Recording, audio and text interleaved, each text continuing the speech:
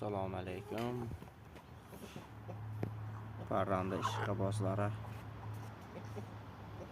Ular Plymouth Cross Silverlari. Mana bu xorazamiz 5 ta maki yonga bitta xo'roz yurgan.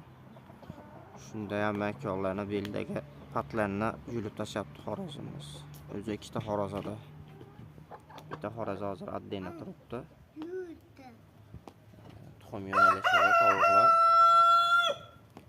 Yevropadan kelgan Plymouth Cross Silverlar bular.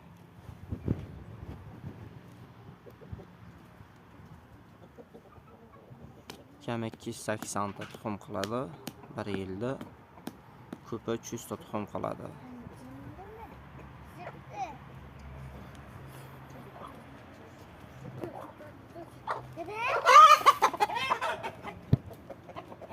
Xo'rozlarimiz ham o'ta katta narsalar.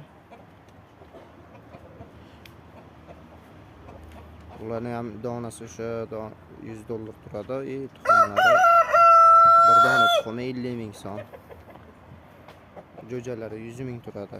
5 kunlik 10 kunlik jo'jasi.